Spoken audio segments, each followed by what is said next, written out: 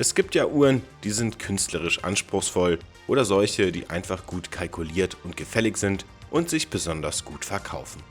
Mit der Super Freak zeigt Ulysse Nardin einen anderen Ansatz. Die Konstruktion mit 2 Tourbillons, die über ein Differential gemittelt werden, ist nur ein Symptom des feinmechanischen Größenwahns, der mit dieser Uhr ausgedrückt wird. Und das ist auch sowas wie Kunst. Eigentlich war das Shooting dieser Uhr ja gar nicht geplant, aber relativ spontan, nachdem ich Bilder der Super Freak gesehen habe, war klar, dass ich dieses absurde Wunder der modernen Feinmechanik auf der Watches and Wonders in Genf unbedingt festhalten muss. Ursprünglich wurde der oder die Freak vor 25 Jahren vorgestellt und dürfte richtigen Uhrenfreaks damit inzwischen ein Begriff sein. Tatsächlich hat Armbanduhren damals auch schon über die Konstruktion berichtet. Der Clou daran ist eigentlich sowas wie eine Vereinfachung, denn fast das gesamte Uhrwerk liegt zifferblattseitig und rotiert einmal pro Stunde, wodurch es die Funktion des Minutenzeigers übernimmt. Eine dahinterliegende Scheibe, die sich in 12 Stunden einmal komplett dreht, übernimmt dank Markierung die Funktion der Stundenanzeige. Dahinter steckt übrigens der Ausnahmeuhrmacher Ludwig Oechslin nach einer Grundidee von Carole Forestier-Casapi. Und dieses Prinzip wurde auch bei der Super Freak nicht über Bord geworfen. Auch hier funktioniert die Anzeige für Stunden und Minuten nach diesem Karussellprinzip. Vereinfacht ist hier allerdings eigentlich gar nichts mehr. Karussell stimmt eigentlich nur bedingt, denn eigentlich handelt es sich dabei um ein Tourbillon. Und als wäre die einstige Konstruktion nicht schon kompliziert oder freaky genug, treibt Ulysse Nardin das Konzept durch das Hinzufügen eines Doppeltourbillons und einer zylindrischen Sekundenanzeige auf die Spitze. Doppeltourbillon bedeutet, dass die Super Freak über 2 separate Tourbillonhemmungen verfügt, die parallel in einem Neigungswinkel von 10 Grad angeordnet sind und sich ebenfalls mitdrehen.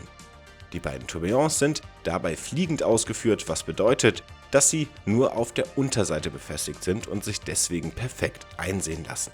Durch kleinste Toleranzen bei der Fertigung oder Materialunregelmäßigkeiten laufen sie dabei mit einer leicht unterschiedlichen Frequenz.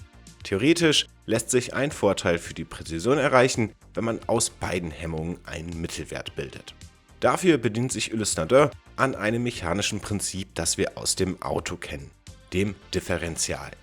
Und ja, auch andere Marken haben zum Teil schon mehrere Tourbillons entsprechend miteinander kombiniert. Aber mit einer Größe von nur 5 mm bei 69 Komponenten handelt es sich beim Differential der Super Freak um das weltweit kleinste Differential, das jemals gebaut wurde. Im Gegensatz zu einem Automobil, wo ein Antriebsstrang über Stirnräder im Differential die beiden unabhängigen Achsen bzw. Räder antreibt, sind es bei der Super Freak 2 Antriebsstränge, die in ihrer Geschwindigkeit von den beiden in entgegengesetzte Richtungen rotierenden Tourbillons reguliert werden. An das Differential sind dann auf beiden Seiten Achsen angebracht, die eine konstante Drehbewegung an die Achse für die Karusselldrehung am Höhenring, also für die Minutenanzeige, und an die Sekundenanzeige auf der anderen Seite weitergeben. 2 Tourbillons und die Konstruktion mit Differential gab es schon mal bei Ulysse Nardin, unter anderem bei der Freak S. Völlig neu ist die Sekundenanzeige, die ebenfalls ganz besonders ausgeführt wurde. Statt einem Sekundenzeiger wird dafür eine zylindrische Anzeige verwendet, die sich kurz vor der Spitze des Minutenanzeigers befindet. Da sie nicht auf derselben Ebene liegt und leicht geneigt installiert ist, bedient sich Ulysse Nardin auch hier bei einem technischen Bauteil, das wir aus Automobilen kennen, einer Kardanwelle. Die Achse wird durch ein Kardangelenk unterbrochen und überträgt dadurch die Rotation leicht um die Ecke.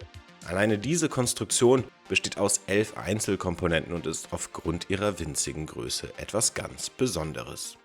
Insgesamt besteht das Kaliber UN 252 der Super Freak aus 511 Komponenten. Einer extrem hohen Anzahl für eine Uhr, die lediglich Stunden, Minuten und Sekunden anzeigt. Der Werbespruch, die komplizierteste Time-Only-Uhr, die jemals gebaut wurde, stimmt dabei übrigens nicht. Égale Coultre lancierte ebenfalls auf der Watches and Wonders zeitgleich die Master Hybris Inventiva Gyro-Tourbillon A Stratosphere, deren Kaliber 178 diesen Rekord mit 517 Komponenten knapp überbietet. Trotzdem bleibt die Super Freak mit ihrem karussellartig angeordneten Uhrwerk, das übrigens automatisch mit Energie versorgt wird, herausragend. Nur 13 der 511 verbauten Komponenten sind feststehend, was im Umkehrschluss bedeutet, dass 97,46% des Uhrwerks permanent in Bewegung sind. Ermöglicht wird dieses uhrmacherische Wunderwerk unter anderem durch die Verwendung von neuen Materialien und Herstellungsverfahren.